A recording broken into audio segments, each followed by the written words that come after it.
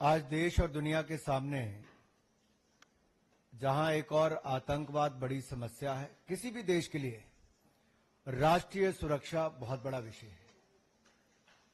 और जहां तक भारतीय जनता पार्टी की बात है, हमने जीरो टॉलरेंस टेररिज्म के खिलाफ कहा भी था और 11 वर्षों का रिकॉर्ड मोदी सरकार का ये कहता भी है। जहां दूसरी ओर नक्सलवाद को भी जड़ से खत्म करने की हम बात कर रहे हैं। हमारे लिए सदा नेशन फर्स्ट रहा है, राष्ट्र प्राथमिकता रही, राष्ट्र प्रथम रहा है। कुछ राजनीतिक दल ऐसे हैं जो लोग इन देश विरोधी ताकतों के साथ हाथ भी मिलाते हैं, राजनीतिक लाभ उठाने के लिए उनका चंदा भी पाते हैं और फिर मौन हो जाते हैं। और ये चुप्पी क्यों है? तब तो वो बड़े बड़ी बातें करते हैं और ये डबल डेटिंग करने वाले माननीय राहुल गांधी जी और अरविंद केजरीवाल जी, ये बाहर से कुछ और अंदर से एक ही नजर आते हैं। आप याद करिए, सर्जिकल स्ट्राइक हो, एयर स्ट्राइक हो, अफजल गुरु की फांसी का मुद्दा हो, ये सब विषयों पर कांग्रेस और आम आदमी पार्टी इकट्ठी नजर आई। राहुल गांधी जी, अरविंद केजरीवाल जी इकट्ठे नजर आए। आई तो आम आदमी पार्टी कांग्रेस के घोटालों की बात करके थी, लेकिन आज उनकी छाप जो एएपी है ना, वो अराजकता के लिए भी जाना जाता है, अलगाववाद के लिए भी जाना जाता है, आतंकवाद के लिए भी जाना जाता है, अफवाहें फैलाने के लिए भी जाना जाता है, अपराधियों को शरण देने के लिए भी जाना जाता है। ऐसी कौन सी मजबूरी है कि इन देश विरोधी ताकतों से हाथ मिलाना जरूरी है? मैं एक एक करके आपके सामने, आप याद करिए, अफजल गुरु की फांसी, देश को इंतजार था कि संसद पर हमला करने वाले को कब फांसी की सजा मिलेगी, लेकिन उसकी फांसी की सजा माफ कराने के लिए किसकी एनजीओ आगे आई, किसके रिश्तेदार, किसके मां बाप उसका हिस्सा थे? दिल्ली की जनता जवाब मांगती है। आतिशी जी, अरविंद जी, होंठ सिले रहेंगे कि कुछ बोलेंगे? और यही नहीं, टुकड़े टुकड़े गैंग जिसने देश विरोधी नारे लगाए, देश का नामो निशान मिटाने की बात की, उनके साथ कंधे से कंधा मिलाकर कौन खड़े हुए? जवाब दीजिए।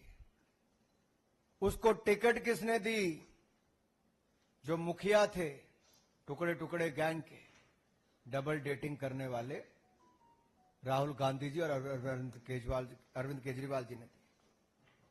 यही नहीं, पंजाब के चुनाव को ले लीजिए, वहां पर आतंकवादी समर्थकों के साथ उनके घरों में रात को रुकने का काम किसने किया केवल चुनाव जीतने के लिए? अरविंद केजरीवाल जी, जवाब देना होगा। यही नहीं, दिल्ली के दंगे भड़काकर देश को बदनाम करने का काम किसने किया? किसकी पार्टी के वो नेता थे? आज ताहिर हुसैन अगर जेल में है तो क्या आम आदमी पार्टी उससे दूर भाग सकती है क्या?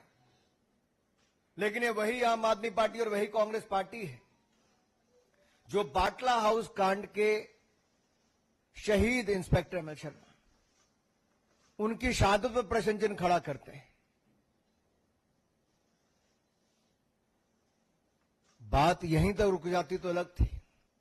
हमने तो देश में बम धमाकों की रोक लगा दी, लेकिन दिल्ली में कुछ लोग हैं जो बम धमाकों की अफवाहें फैलाकर मां बाप को रुलाते हैं, मां बाप घबराते हैं और स्कूल बंद हो जाते हैं। नई पाठशालाएं तो नहीं खुली, लेकिन पाठशालाओं को बंद कराने के लिए बम धमाकों की तार किससे जुड़े हैं? अरविंद जी, आतिशी जी, कोई जवाब देंगे क्या? कि राहुल गांधी जी भी यहां पे चुप रहेंगे, उनसे सवाल नहीं पूछेंगे?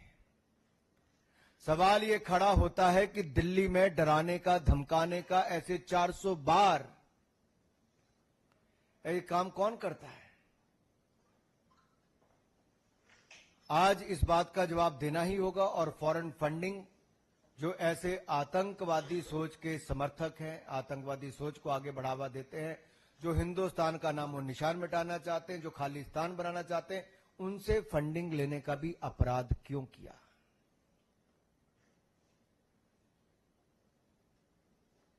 ग्यारह साल अरविंद केजरीवाल जी आपने और आपकी पार्टी ने सरकार चलाई है। आपने एक सवाल का जवाब आज तक नहीं दिया है। केवल कीचड़ उछालो और चले जाओ। सवालों का जवाब मांग रही है दिल्ली अरविंद केजरीवाल से, सवालों का जवाब मांग रही है आतिशी जी से, सवालों का जवाब मांग रही है आम आदमी पार्टी से।